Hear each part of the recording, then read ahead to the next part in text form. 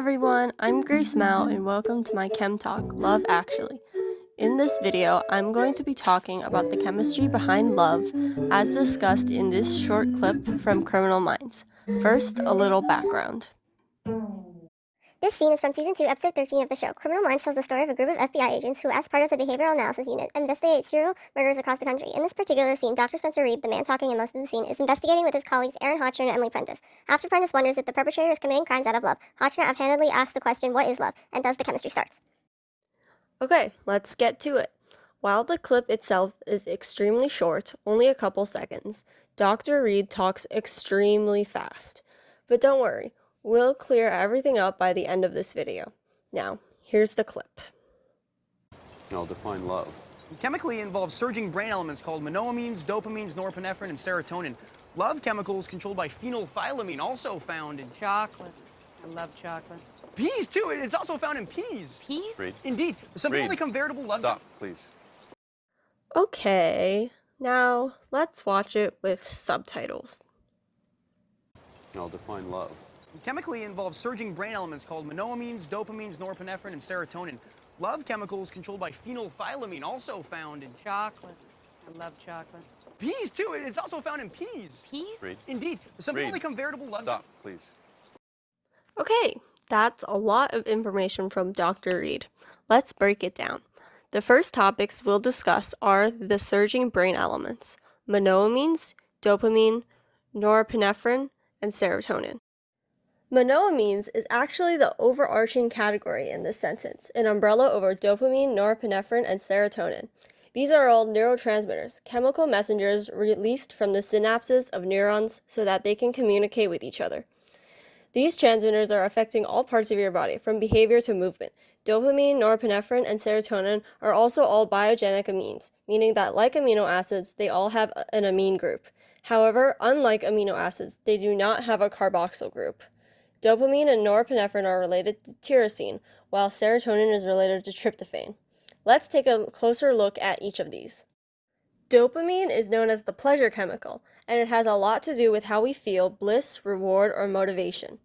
It greatly affects your behavior and attention on certain aspects of life, as well as your overall state of arousal. The brain often releases dopamine when we eat food we crave or when we have sex. Norepinephrine, also known as noradrenaline, acts as both a hormone and a neurotransmitter. As a hormone, it is similar to adrenaline, having similar effects when released, such as a racing heartbeat or a feeling of excitement. As a neurotransmitter, norepinephrine greatly affects your emotions, from happiness to panic, relating to the flight or fight response. Finally, serotonin is known as the key neurotransmitter that maintains mood and emotional balance. It regulates many different parts of our body, but the main purpose it serves for this presentation is its effects on mood, state of mind, and sexual activity. In particular, it seems to inhibit sexual activity or arousal. So, what does this all have to do with love? Well, to start off, Dr. Reed isn't actually talking directly about love. Many often suggest that there are 3 chemical stages of love. Dr. Helen Fisher from Rutgers University calls them lust, attraction, and attachment, while Sternberg's triangle of love establishes them as passion, intimacy, and commitment. Both are similar in that the monoamines discussed in the scene are part of the attraction or intimacy stage, while lust or passion involves testosterone and estrogen, and attachment or commitment involves oxytocin and vasopressin. While lust and attraction are similar, the attraction stage of love involves our reward behavior. Simply put, dopamine is released when we do something that makes us happy or feels good. Norepinephrine and dopamine are both heavily released during attraction. In an experiment on this exact topic, brain scans of people showed that the reward center of our brain, the hypothalamus, became extremely active when they were shown a picture of someone they loved, compared to when they were shown a picture of someone neutral, such as an acquaintance or old friend. This is what makes us incredibly energetic or excited during a new relationship, something many call the honeymoon period. Serotonin, on the other hand, decreases with attraction, so when we are in love, our serotonin levels are reduced. This is contrary to the common belief of serotonin being the happy hormone. Now, we've got the brain part down. What's this, however you pronounce that? Well, while there is a different chemical compound named 1-phenylethylamine, Dr. Reed is most likely talking about the phenolphthaleamine, better known as phenethylamine. Also known as PEA, phenethylamine regulates monoamine neurotransmission and is often used to treat depression. This actually has to do with the common saying that your pupils dilate when you look at someone you are attracted to. Prolonged eye contact is said to release phenethylamine, which in turn increases the dopamine levels in your body. Dopamine causes your pupils to widen as a side effect. So, the next time you're having a deep conversation with your crush, make some eye contact and see if it's time to shoot your shot. Or not.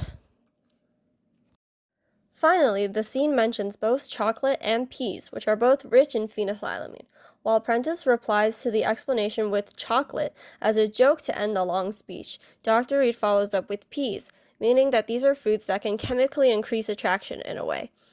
Other foods that contain phenethylamine include lentils, nuts, beans, certain poultry like Italian salami or chicken, and dairy products. So, now I hope you understand exactly what's going on when your heart is racing the next time you see your crush. Thanks for tuning in, and go take your shot. Class of 2020, zoom zoom!